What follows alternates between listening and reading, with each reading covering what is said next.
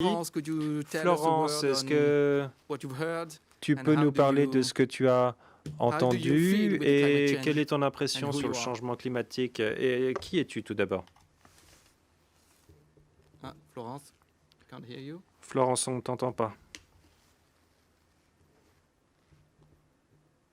Je profite de cet intermède technique pour vous inviter à poser des questions qui auront lieu après la table ronde, donc une session de questions-réponses avec le public. Et je vous invite aussi à ne pas utiliser cette adresse mail pour dire merci, pour poser des questions qui sont hors du sujet.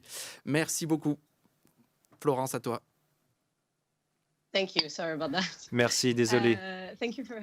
Merci de me recevoir. Je ne travaille pas dans l'aviation, mais ça fait pas mal de temps que j'étudie et ça fait plus de 10 ans maintenant que je participe à un dialogue avec les parties prenantes du secteur public, privé, start-up, ONG, dans différents secteurs pour accélérer la transition qu'il faut opérer vers un modèle plus durable. J'ai fait ça notamment dans le secteur de l'énergie pendant quelques années.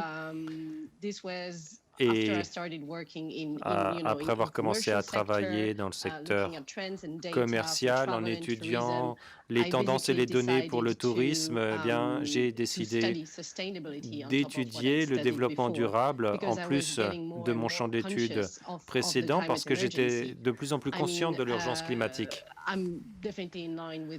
Bien sûr, je souscris complètement à ce qui a été dit ce matin, les méga-tendances évoquées par Violeta Bulc, le rappel à la réalité de Valérie Masson-Delmotte et de M. Jancovici.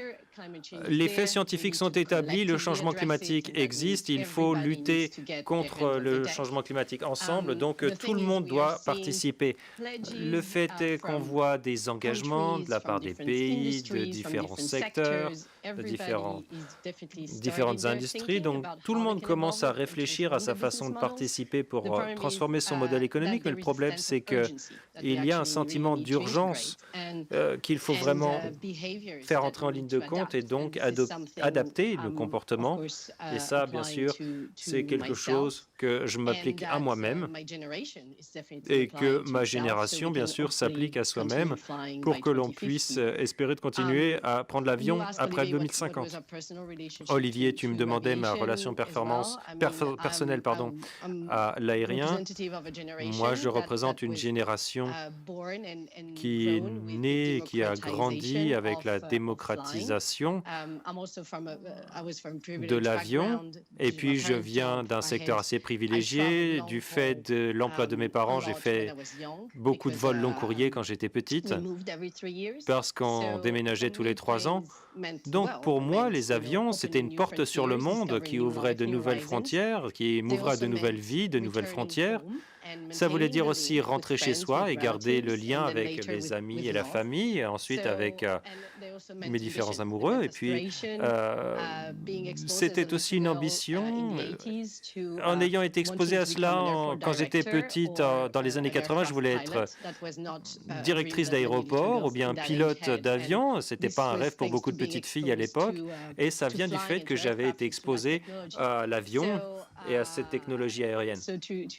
Donc, pour rebondir sur ce qu'a dit M. Jancovici, oui, voler, c'est un luxe agréable et la dimension sociétale du transport aérien est importante et ça influera à la fois sur les tendances en matière d'offres et de demande. Et j'espère que pendant cette session, on va pouvoir étudier non seulement les aspects technologiques, mais aussi toutes les tendances qui impulsent ces modifications du côté du consommateur et aussi, j'espère, une transition vers le développement durable. Merci Florence.